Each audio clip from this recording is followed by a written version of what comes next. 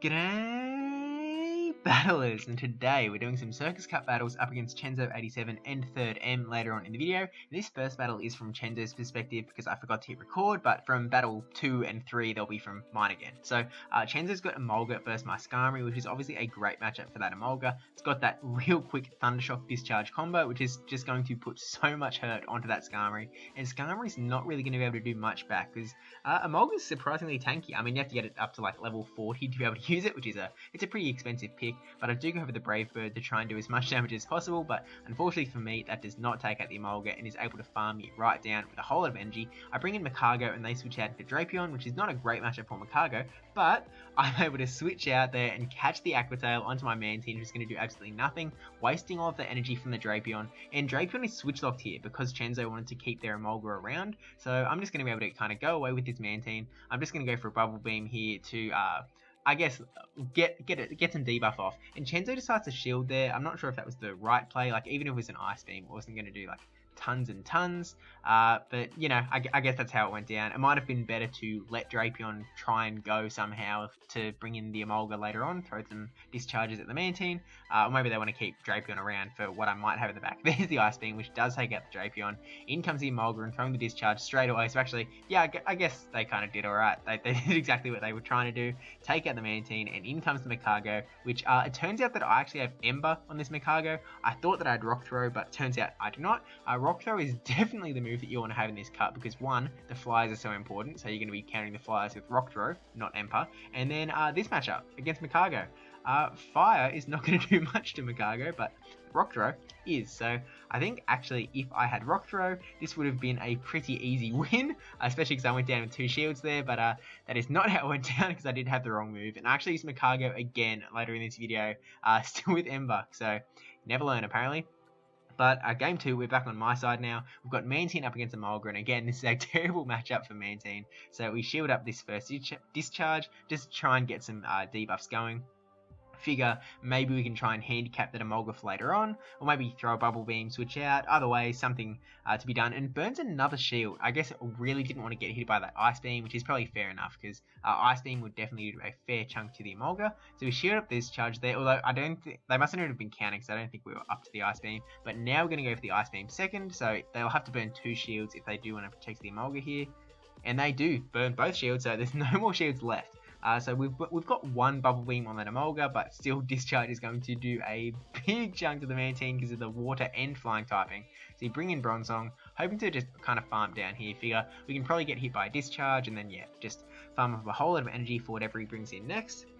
Hope that it's not, you know, some terrible matchup for Bronzong, but we've got a Star Shock ready to go, and in comes in Magcargo. So we don't want to bring a Knockdown in the back, so we're like, alright, there's no shield, we'll go for this Bulldoze, which will do a nice chunk because of the, the Fire Rock typing. Doesn't quite take out Magcargo, so 1 more confusion, and that does take it out. And then in comes Pelipper in the back, so we decide, oh, we'll throw this Psyshock here, and then we'll probably switch into Noctowl, just because Bronzong's kind of getting low, so we didn't want to have any sort of farming situation. Not that Pelipper can really farm with the quick moves, but might have been able to get some energy going before throwing Weather Ball kind of deal. So we're just switching to Noctowl, knowing that it's tanky. We're going to be able to get to a Sky Attack and take out this Pelipper before Pelipper's going to be able to take us out.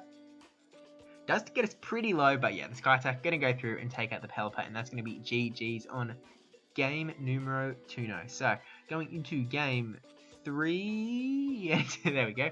Drifblim up against Emolga. So I think in this game I'm bringing 3 kind of more off-meta picks, and Drifblim is not what you want to see with Emolga. And it turns out I had the wrong moveset again for the second time in this video. Clearly my squad was not prepared for Circus Cup, because you would ideally have Shadow Ball and Icy Wind, whereas I've still got the Ominous Wind Shadow Ball pair. So we're like, oh, we'll go straight for the Shadow Ball then, and land it, almost taking out the Emolga. 1 more Hex, and that does it. So we're in a really good spot here, I think, even though we're 1 shield down. We've got a lot of health on this Drifblim still, and that's not what we wanted to see. Skuntank, we're not really threatening Skuntank at all, especially because we don't have Icy Wind, which would have been really nice in this situation, but unfortunately, we're just going to have to go straight for the Shadow Ball, which takes out not even half of Skuntank's health.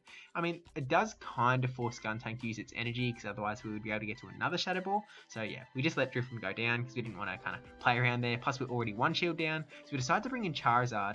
to get a little bit of energy on that already for later on the battle, hoping that we can maybe burn some shields somehow, some Dragon Claws or some Dark Pulses on the Alolan Muck.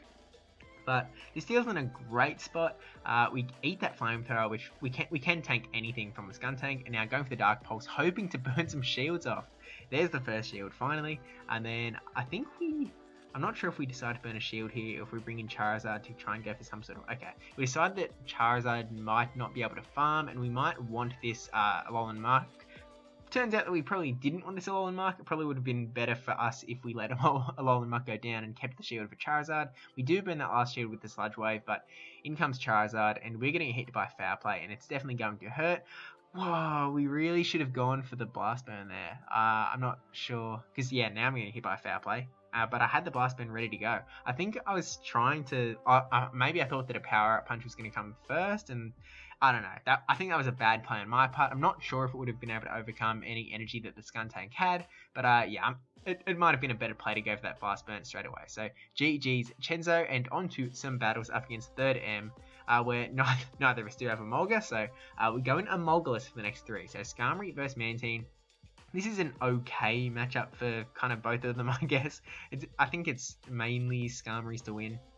But we let the first Bubble Beam go through, so definitely nice to not be shield baited there. And we actually go straight for the Brave Bird. That's definitely a bad play on my part. One, because I've thrown it straight away, so now I'm going to be debuffed. So Mantine's going to be doing extra damage to me, where I could have like farmed up more energy and then thrown it. So I just took extra damage needlessly. And now through comes the Ice Beam.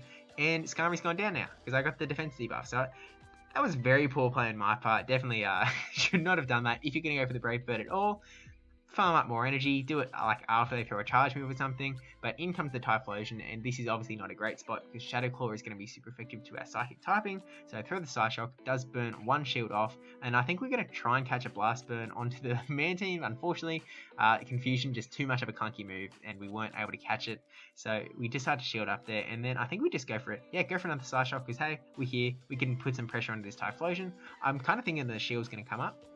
Yep, and there's the last shield off of 3rd M. We still have a shield on our end. Bring in our Bubbly Mantine. They've got some energy ready to go, so we have to remember that. And we're flipping the lead matchup here with Mantine versus Skarmory. This time we have 1 shield and they have 0, but I guess we used 0 shields when we were in that matchup, so nothing's changed, I suppose. So throwing just 2 Bubble Beams back to back here. I think we're kind of preparing for Bronzong to come in and farm the Skarmory maybe, because we kind of want to keep that shield for the Blast Burn, I think, because that would be the best case, just because we know it's coming. Nothing's going to really like it now that Mantine's going to get pretty low, so throw that Ice Beam. We actually switched into Bronzong.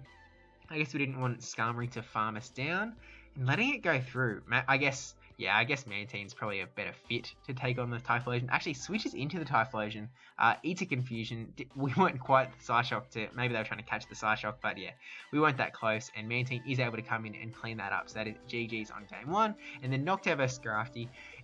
A pretty good matchup. Obviously, we do have a normal typing as well as the flying typing, which you can see in the top left, or know it because Noctowl. We've used it before in past Sylph Cups.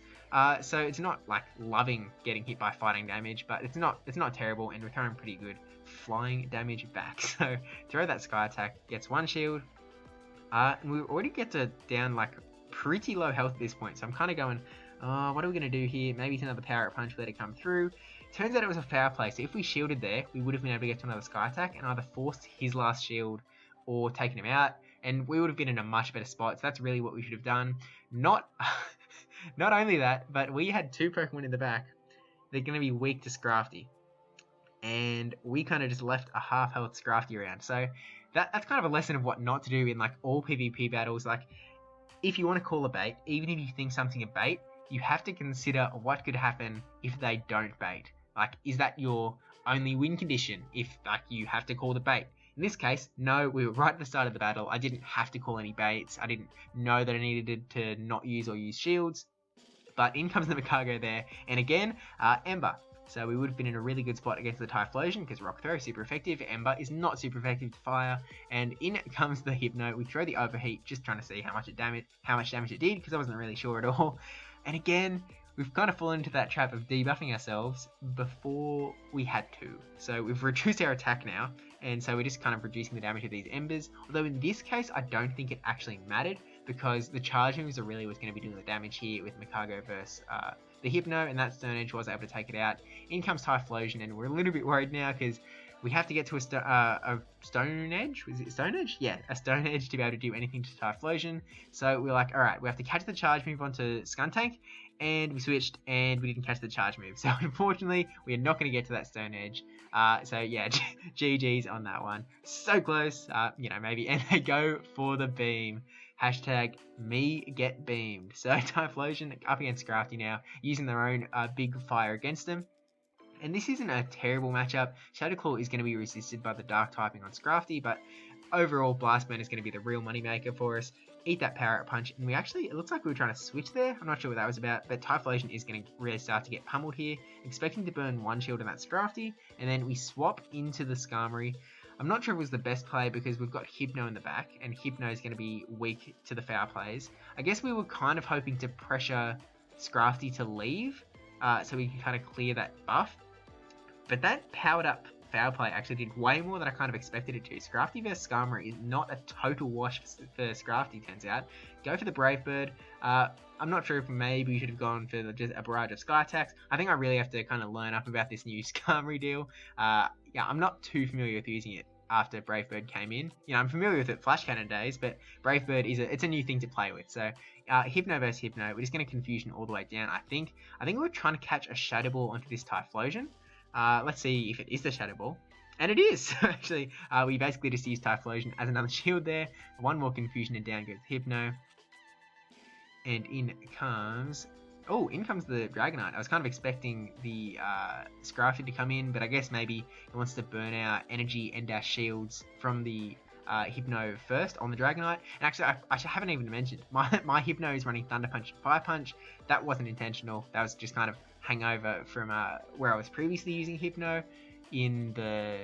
I don't actually know when that was, but yeah. Again, actually, that is the third non-ideal moveset in this video, isn't it? There was Makago and there was something else, I think, but yeah, Scrafty takes it out in the end, and that is GG. So thank you very much for Chenzo and 3rd for the battles. Thank you for watching. Don't forget to like, comment, subscribe, especially subscribe one.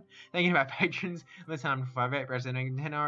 I should say it properly. Thank you to my patrons. Let's time 458 brajSF -10 not running human Yahwertle, SqeakyNL, and Charizardyong for supporting the channel, as well as thank you to CDP for the emote, Rated44 Maze for the 5 gifted subs, and us for the sub. And I will see you in the next, probably Silver Cup, although I said that like 2 videos ago, so I don't know, we'll just have to wait and see on that front. So yeah, I will see you then, or whatever we may be up to.